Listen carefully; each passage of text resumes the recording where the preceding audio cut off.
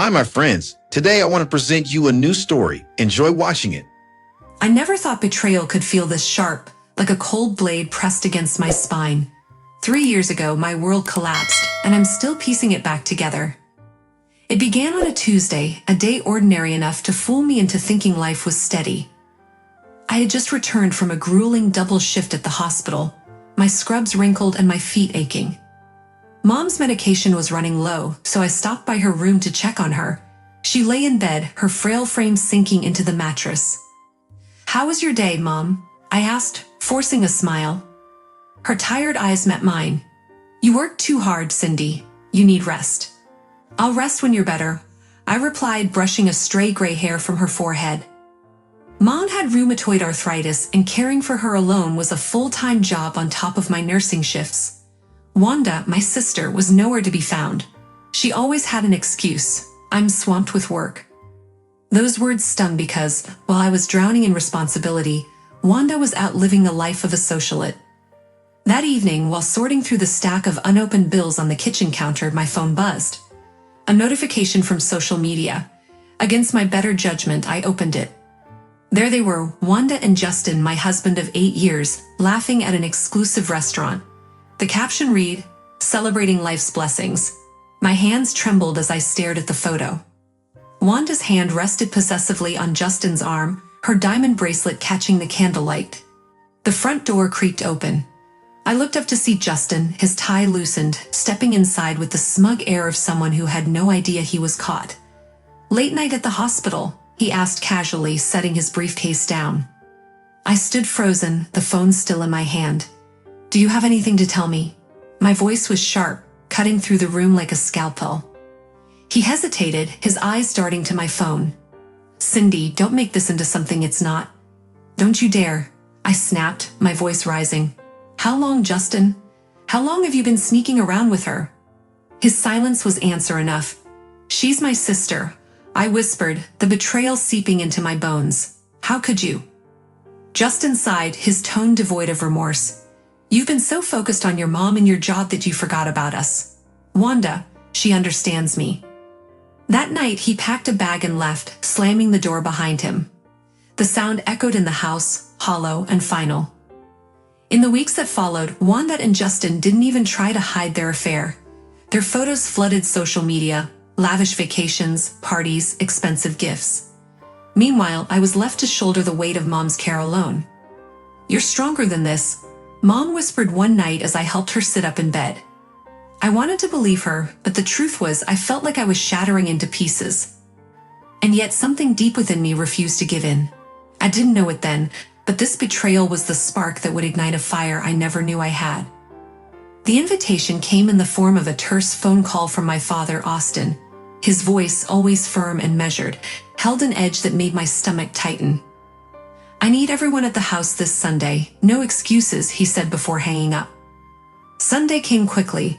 I pulled into the driveway of my childhood home, now worn with age but still standing strong, much like Dad himself. Wanda's shiny SUV was already parked outside, a glaring contrast to the modest surroundings.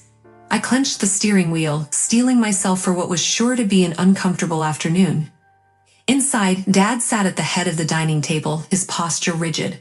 Wanda and Justin were on one side, whispering to each other, their smiles too forced.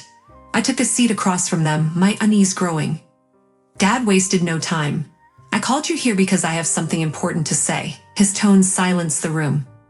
He looked at each of us in turn, his steely gaze settling on Wanda. "I've been diagnosed with stage 4 lung cancer. The doctors say I have a few months, maybe less." A gasp escaped Wanda's lips, though it felt performative. Justin placed a hand on her arm, his expression carefully neutral. "Dad," I began, my voice breaking. He raised a hand to stop me. "Let me finish." Reaching into a folder beside him, he pulled out a stack of papers. "Before your mother passed, I trusted certain people to help manage her care." His eyes narrowed at Wanda and Justin. "I've since discovered funds were stolen, money meant for her treatments." Wanda shifted uncomfortably. "Dad, that's a serious accusation." "I have proof," he cut in sharply, holding up bank statements and forged medical documents. "You stole from your own mother and abandoned her when she needed you most." The room fell into a suffocating silence. Wanda stammered, "It's not what it looks like, Justin and I." "Save it," Dad barked. "You two had your fun, but here's how this ends. Mabel leaves everything to Cindy. The house, the savings, everything. You get nothing unless you repay every cent you stole and apologize." Justin's face darkened. "You can't do this. We're family." "Family?" Dad's voice was icy. "You stopped being family the day you betrayed us." I sat frozen, the weight of the revelation pressing down on me. Wanda's face crumpled, but her tears felt hollow.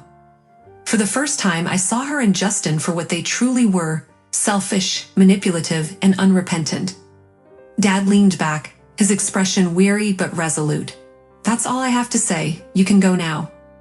As I left the house that day, my heart was heavy with both sorrow and vindication. Little did I know, this was only the beginning of the storm. The week after the meeting, I was called back to the house. Dad's voice had been gruff on the phone, but there was an undertone of urgency. When I arrived, he was seated in the living room, surrounded by more documents and his old lockbox, a relic of his military days. "Cindy, sit," he said, gesturing to the chair across from him. "What's going on?" I asked, eyeing the paperwork spread across the coffee table.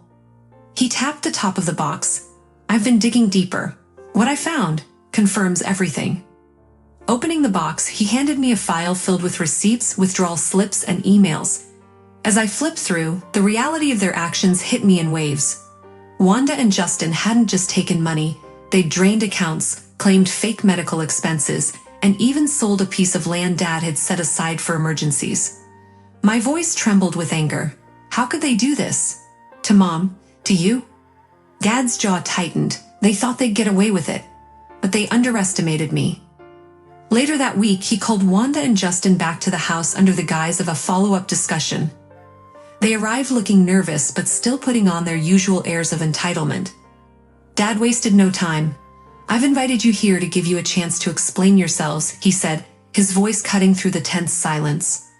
"Dad, we already told you," Wanda began, but Dad interrupted, slamming the file onto the table. "This is the truth," he barked. "Every lie, every theft, documented. You claimed Mom's hospital bills were higher than they were, pocketed the difference. You sold land without my knowledge. And you, Justin."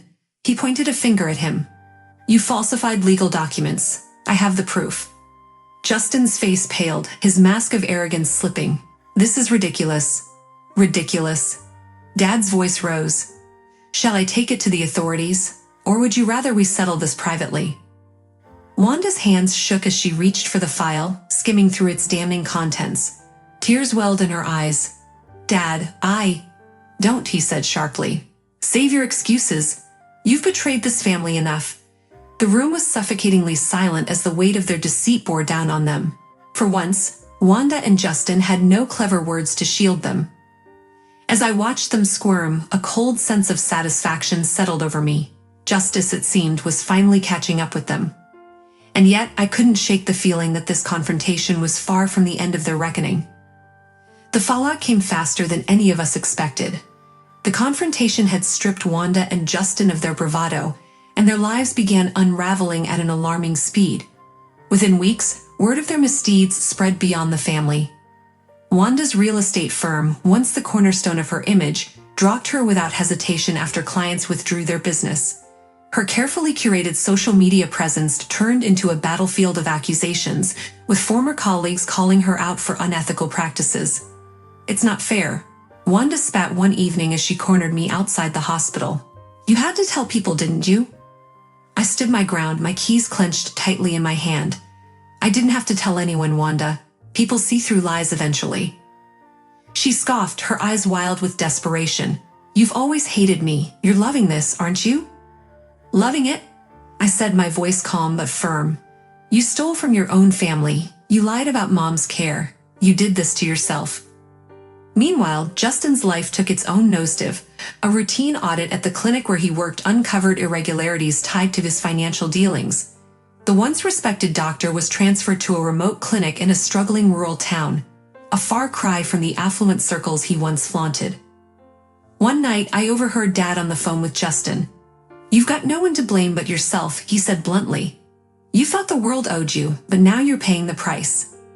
Justin's voice, usually smooth and commanding, cracked under the weight of his shame. I just wanted a better life. I didn't mean for it to go this far. You had your chance, Dad replied coldly, and you squandered it. The tension between Wanda and Justin soon reached a breaking point. The couple, once inseparable in their deceit, turned on each other in a flurry of accusations and blame. Wanda moved out of their shared home, leaving behind the remnants of their once lavish lifestyle. As I watched their lives crumble, I couldn't help but feel a strange mixture of satisfaction and sorrow. Their downfall was inevitable, but the wreckage they left behind was a stark reminder of the pain they had caused. And yet, deep down, I knew this was only the beginning of my path to healing. The family home felt different now. The silence that once echoed with pain and betrayal was finally soothing. I'd moved back in to care for Dad during his final months, and though his passing left a void, it also marked the end of an era. For the first time in years, I felt a sense of peace.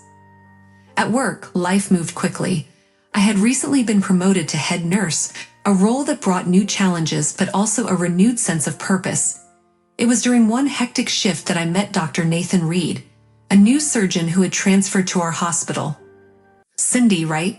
he asked, glancing up from a chart as we crossed paths in the hallway.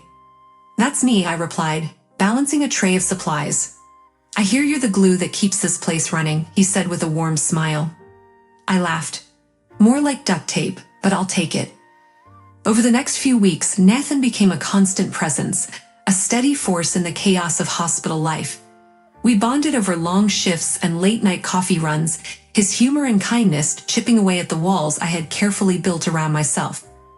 One evening, as we sat in the break room, he leaned forward, his tone gentle but sincere. "You're incredible, you know that? The way you care for your patients, your family. It's rare to see someone so selfless." I looked at him, surprised by the depth of his words.